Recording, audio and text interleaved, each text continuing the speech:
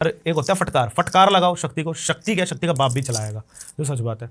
तो ये भी तंत्र साधना का एक भाग होता है कि शक्ति तक को भी जो है घसीटा जा सकता है इस चीज में।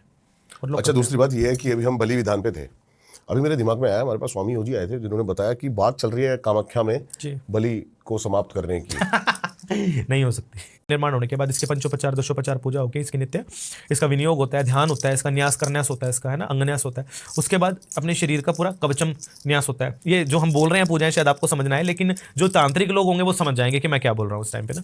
अंगन्यास होगा, करन्यास होगा, वरन्यास होगा इसका, है ना, शिरोन्यास होगा, ऋषन्यास होगा इसका, और इसके साथ इसका योगिन्य न्यास होगा इसका। उसके बाद अप्सरा न्यास होगा इसका। अप्सरा न्यास भी होता है, न्यास एक पूजा का प्रोसेस होता है। तो न्यास करने के बाद फिर तर्पण होगा, जिस गुरु के अंतर्गत तुम ये चीज कर रहे हो, गुरु तर्पण होगा, इष्ट तर्पण होगा, अपना ईशान तर्पण होगा और क्षेत्रपाल तर्पण होगा। ये सब करने ताकि वो सब ताकि कंट्रोल में रहे वो। तो तर्पण होने के उपरांत, सब होने के उपरांत फिर जाकर के अपने आप को फिर से स्नान किया जाता है, कलश स्तर पर रखा जाता है, इसके कलश की स्थापना की जाती है देवी के बराबर। तो इसका कलश की स्थापना करने के उपरांत फिर इसकी पंचोपचार दशोपचार पूजा होती है। फिर जाकर के साधक अपना स्नान इत्यादि करता है, अपने ऊपर परफ्यूम वगैरह लगाता है, अच्छे से चंदन वंदन लगाता है, प्रॉपर मतलब सुगंधित होना चाहिए, रूम भी पूरा परफ्यूम अच्छा अच्छा मार के बढ़िया वाला। तो ये क्या होता है कि उस बढ़िया वाला, हाँ जो सच बात है, मतलब स्मेल नहीं होनी चाहिए किसी भी चीज़ की, ऐसा है मतलब पूरा मतलब उसको महकना चाहिए उस जगह को, तो सफाई होनी चाहिए, सबसे बड़ी बात तो गंदगी नहीं होनी चाहिए उस रूम में।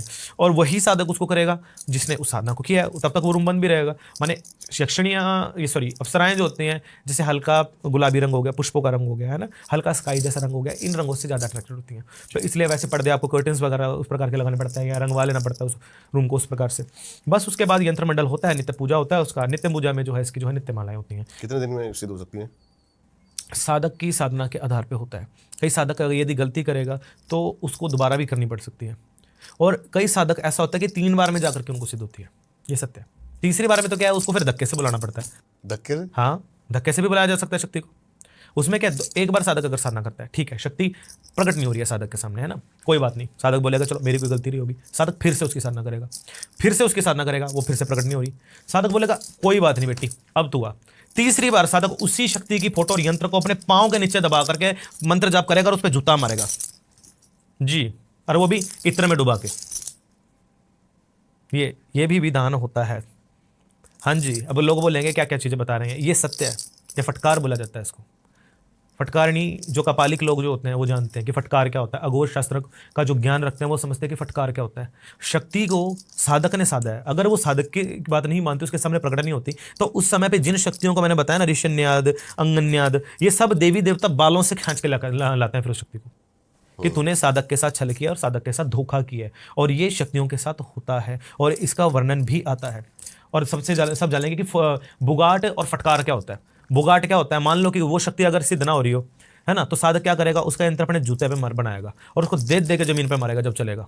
हाँ जी, और जितने लगेगा उसकी लाते उस देवी उस शक्ति को पड़ेंगे जाके। ये भी होता है, ये बुगाट बोला जाता है इसको। बुगाट मंत्र होते हैं, मंत्र होते हैं इसके भी। और एक होता है फटकार, फटकार लगाओ शक्ति को, शक्ति क्या, शक्ति का बाप भी चलाएगा, जो सच बात है।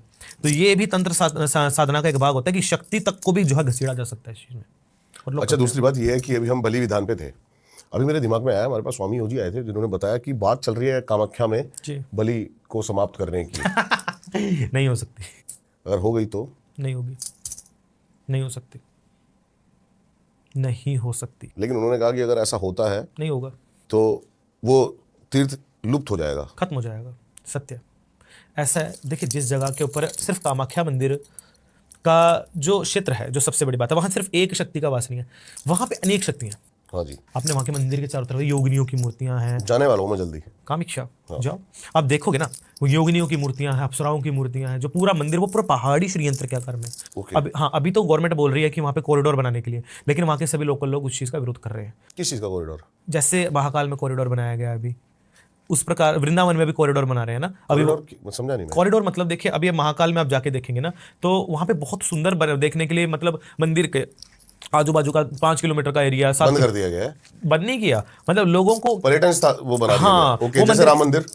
राम मंदिर की देखिए, मैं अभी गया नहीं, आसपास की दुकानें वहां से शिफ्ट करके प्रॉपर एक कॉरिडोर बना दिया, समझ गया। कॉरिडोर होता है ना, हाँ। ऐसा बनाए, लोगों के घर वहां से तोड़वा दिए है ना। अभी वृंदावन में चल रहा है, लोगों ने वहां भी विरोध किया। वो बोल रहे हैं कि भगवान कृष्ण कुंज गलियों में खेला करते, बोले तुम गलियां ही समाप्त कर दोगे तो फिर तो क्या रह जाएगा? बोले यहाँ से लेकर के यमुना जी तक हम कॉरिडोर बना देंगे, भगवान की लीलाओं को दिखाएंगे, ये करेंगे। वहाँ के लोगों ने विरोध कर रखा है इस चीज़ का कि भाई हम तो जीते मरते, हम तो कई सौ हमारी तो जो है पीढ़ियाँ निकल गई यहाँ पे ठाकुर जी की पूजा करते हुए भी। जब भगवान के शरण में हम चरण में बैठे हुए हैं भाई, जब हमें कोई समस्या नहीं है इस चीज़ से, बोलता है कि भगवान कुंज गली में खेलते तो उन्हीं गलियों में हम बैठे हैं। जब भगवान की गलियाँ ही नहीं रहेंगी तो आप क्या दिखाओगे लोगों को? ये तो असली स्थान है ना, जहाँ पे भगवान ने अपनी लीलाएं दिखाई। आज वो उस लीला के पात्र जो लोग बैठे हुए हैं, कई जीवन की तपस्या है ये भी तो उन लोगों की, तभी तो भगवान के इतने समीप होने का उनको मौका मिला। इसी प्रकार से कामाख्या के अंदर भी जो है ये चीज़ हमने सुनने में आई है। देखिए मैं कंफर्म नहीं हूँ इस चीज़ के लिए, मुझे सुनने में आया है, ये चीज़ मुझे बताया था कुछ पंडाओं ने कि गुरु जी ऐसे होने वाला है। अगर